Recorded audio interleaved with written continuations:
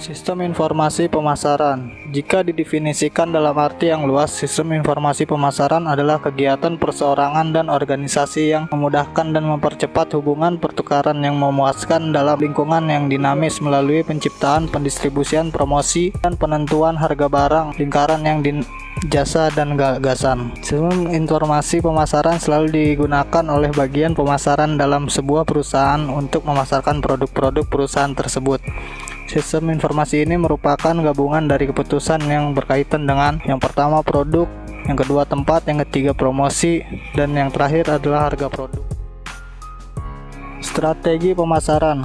Strategi pemasaran terdiri dari campuran unsur-unsur yang dinamakan buaran pemasaran. Semua itu dikenal dengan 4P, yaitu produk, apa yang dibeli pelanggan untuk memuaskan kebutuhannya; promosi, berhubungan dengan semua cara yang mendorong penjualan; place, berhubungan dengan cara mendistribusikan produk secara fisik kepada pelanggan melalui saluran distribusi; price, terdiri dari semua elemen yang berhubungan dengan apa yang dibayar oleh pelanggan. Komponen sistem informasi pemasaran. Sistem informasi pemasaran mempunyai komponen yang sama dengan sistem informasi secara umum, yaitu komponen-komponen input, model, output, basis data, teknologi, dan kontrol. Perbedaan komponen-komponen ini antar sistem-sistem informasi lainnya adalah konteks letak dari sistem informasi. Misalnya untuk sistem informasi pemasaran ini, maka komponen inputnya adalah input tentang data pemasaran dan outputnya adalah laporan-laporan berisi informasi pemasaran. Komponen input pemasaran. Sistem informasi pemasaran mengumpulkan data yang menjelaskan transaksi pemasaran perusahaan.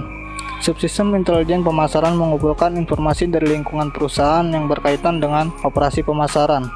Subsistem peneliti pemasaran melakukan penelitian khusus mengenai operasi pemasaran. Komponen model pemasaran. Model digunakan untuk menghasilkan informasi yang relevan yang sesuai dengan kebutuhan pemakaian sistemnya. Model merupakan catatan yang merubah bentuk input menjadi output. Model di sistem informasi pemasaran banyak digunakan untuk menghasilkan laporan keperluan anggaran operasi, strategi penentuan harga produk, evaluasi produk baru, pemilihan lokasi fasilitasi, evaluasi penghapusan produk lama, penunjukan salesman, penentuan rute pengiriman yang dikenal optimal, pemilihan media iklan yang paling efektif, dan untuk persetujuan kredit.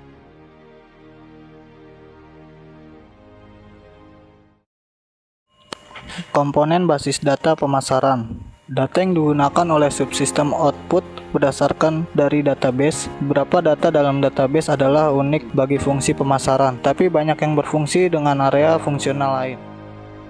Komponen output pemasaran. Tiap subsistem output menyediakan informasi tentang subsistem itu sebagai bagian dari bauran subsistem produk menyediakan informasi tentang produk perusahaan. Subsistem promosi menyediakan informasi tentang kegiatan periklanan perusahaan dan penjualan langsung. Subsistem harga membantu manajer untuk membuat keputusan harga. Subsistem sistem informasi pemasaran. Subsistem penelitian pemasaran merupakan sistem yang berhubungan dengan pengumpulan, pencatatan, dan analisis data pelanggan dari calon pelanggan.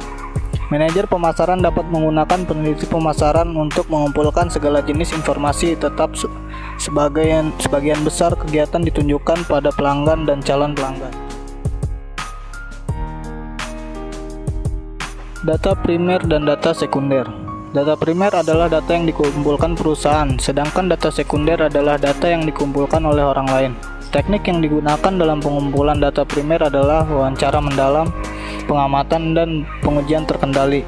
Beberapa data sekunder harus dibeli dan disaring tersedia dalam bentuk pita magnetik atau disket untuk memudahkan pemasukan ke dalam CBIS. Data dan sekunder yang lain seperti tersedia di perpustakaan. Subsistem intelijen pemasaran. Tiap area fungsional bertanggung jawab untuk menghubungkan perusahaan dengan elemen-elemen tertentu di lingkaran pemasaran yang memiliki tanggung jawab utama pada pelanggan dan pesaing. Seperti area fungsional lainnya, pemasaran juga memiliki tanggung jawab pada pemerintah dan komunitas global.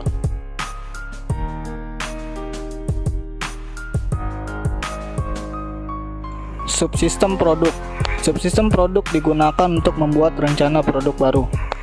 Yang pertama, siklus produk. Tugas manajer pemasaran adalah mengembangkan strategi dan teknik untuk tiap unsur dalam bauran pemasaran dan kemudian mengintegrasikan menjadi suatu rencana pemasaran menyeluruh. Suatu kerangka kerja yang disebut siklus hidup produk mengarahkan manajer dalam membuat keputusan-keputusan ini seperti arti namanya siklus hidup produk. Yang kedua, model evaluasi produk baru. Keputusan untuk mengembangkan produk baru harus dipertimbangkan secara matang dan dasar keuntungan yang baik dan dibuat oleh eksklusif.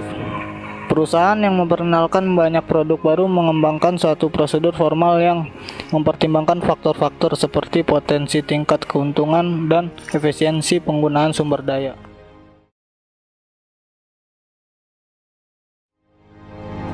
Subsistem tempat.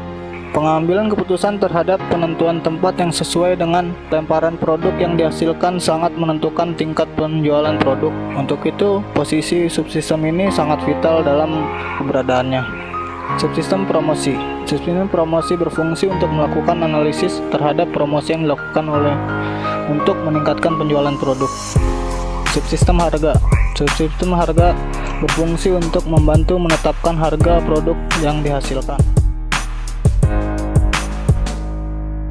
Penentuan harga barang berdasarkan biaya.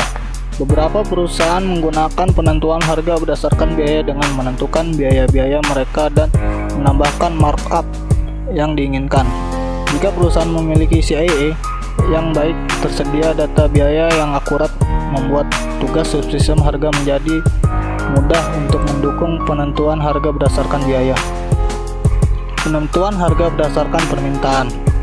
Kebijakan harga yang kurang berhati-hati adalah penentuan harga berdasarkan permintaan yang menetapkan harga sesuai dengan nilai yang ditempatkan oleh konsumen terhadap produk. Evaluasi konsep sistem informasi pemasaran. Pada tahun 1966, Profesor Philip Kotler dari Northwestern University menggunakan istilah pusat saraf pemasaran atau marketing nerve center. Ia mengidentifikasikan 3 jenis informasi pemasaran. Yang pertama, intelijen pemasaran atau marketing intelligence, informasi yang mengalir ke perusahaan dari lingkungan. Yang kedua, informasi pemasaran internal marketing information, informasi yang dikumpulkan dalam perusahaan. Yang ketiga, komunikasi pemasaran atau marketing communication, informasi yang mengalir keluar ke lingkungan.